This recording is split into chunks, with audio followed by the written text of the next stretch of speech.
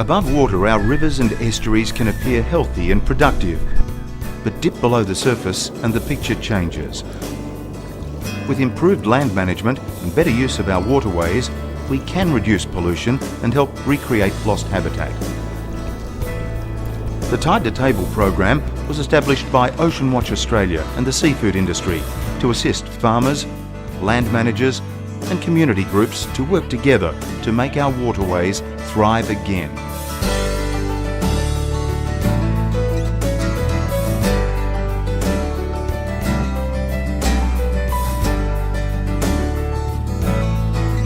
When I was a kid, the biggest thing I can remember is the clear water.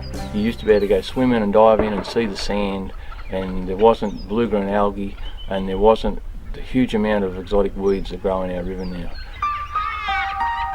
We see more sores on fish, like red spot virus. We see more deformities in fish now when you catch fish. I can never remember seeing them when I was a kid, but we see them now. The Tide to Table program was set up because of a concern within the seafood industry of a loss of habitat and water quality within the marine area. Basically, one of the major problems we've got within the catchment is water quality. Cattle have unrestricted access to a large proportion of the creek and its drains, so manure is flowing straight into our watercourses, affecting the water quality downstream. With regard to oysters, they're filter feeders, so they're particularly sensitive to water quality. So remediation projects ensure the quality of the water that in turn help ensure safer and better quality seafood for the consumer. He looks like a nice big fat one. If you haven't got a healthy oyster farming industry on the river, you don't have, you haven't got a healthy river. Every time somebody moves into the catchment area, it has an effect on the water quality because the river's the low point and everything runs into the river. We milk 200 dairy cows here, and after each milking we use about 7,500 litres of water to wash all the equipment and hose down the yards. The water then goes into a solids trap where it's separated, and the nutrient-rich water then runs down to an effluent dam where it's stored. During dry times, we can use this water to irrigate the pastures. It's high in nutrients and grows better quality feed, which saves us buying and using more fertiliser. We also now use an effluent traveller to distribute the wastewater across the paddocks without over-soaking. The other part of our project involves installing off-stream water troughs, which lets the cows have a drink while keeping them away from the creek and muddying up the banks. It's all worked out really well for us here, and it's also better for the environment, which is a great thing. From this area out here being filled in the past, what was lost was large areas of salt marsh and some mangrove habitat. The salt marsh was particularly important because there are species of crabs which only live in the salt marsh, and these crabs, people now realise that the crabs release millions of larvae, and it's those larvae that go into the estuary to feed the fish. Since about 2000, Council, the community and a number of funding agencies have been working here to remove that fill and also to facilitate the salt marsh growing back.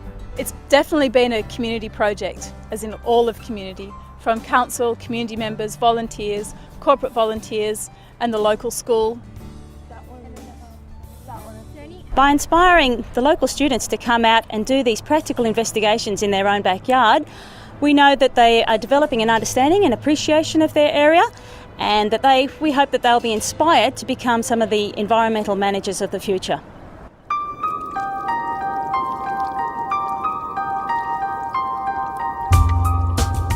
A typical mooring was a dump weight and chain. Now the chain was to take the balance out from the waves and wind hitting the side of the boat. It would drag it up off the bottom, but when it drags that chain around, it drags all of the sea life away with it, and you end up with a deserted area. There's no seagrass, there's no habitat for prawns, crabs, little crustaceans of any sort to grow and live, and little fish and everything else. Just wipe the whole environment out. The seagrass-friendly mooring is a mooring system which uses a screwed into place anchor point instead of a dump weight, and instead of dragging the chains along the ground and up to the boat, we use a floating rope attached to a shock absorber, and it goes the other way. It comes from the mooring point up to the float and then from the float to the boat. Doing it this way keeps everything off the seabed and allows you to moor your boat without damaging the seagrass.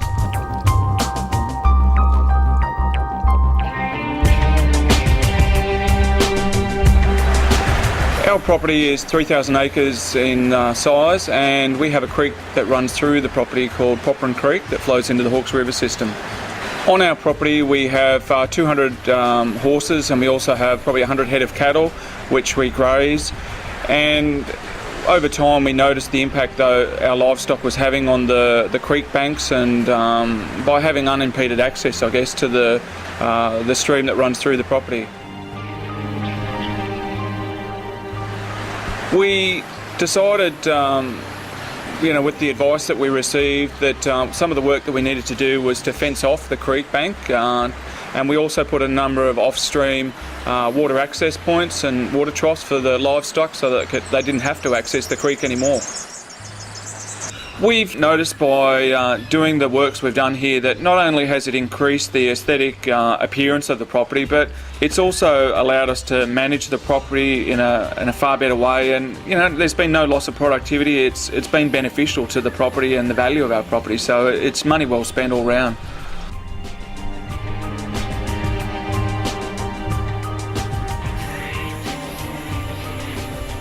When we came here in 2006, this was a weed-infested, a stagnant creek. After 2,000 hours of community labour, the bush has revealed itself. And the magic thing to me has been this regeneration of these Phragmites reed beds.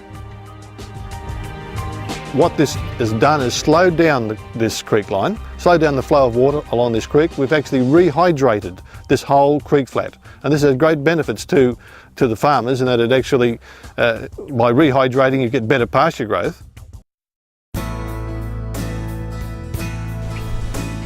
As an oyster farmer, been at it for a generation or more, we never used to think about these things really. You just did your job and sold your oysters, but now, as a community, we've got to realise that we all work together for a sustainable future. Farmers, cattle farmers, water farmers, everyone, the whole community has to focus on clean waters, because someone wants to swim in it, someone wants to eat food from it. It's all taking care of our environment together, because we're not alone. We can't work on our own.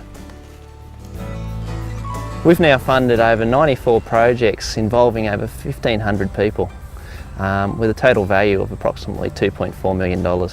Some of these projects involve seagrass-friendly moorings, fencing off stock from waterways, and also working within the estuarine zone on weeds.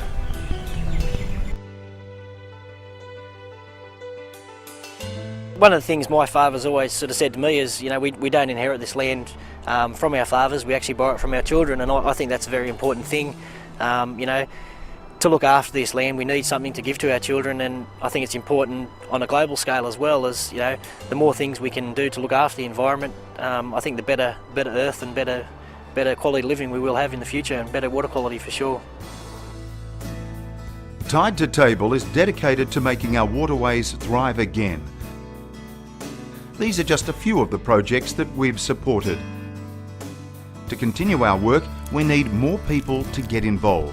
Farmers, land managers, the seafood industry, and community groups can all work together to make a real difference. If you want to develop a project to help restore the health of our waterways, or would simply like to know how you can get involved, please visit the website at www.oceanwatch.org.au or call us on 02 9660 2262.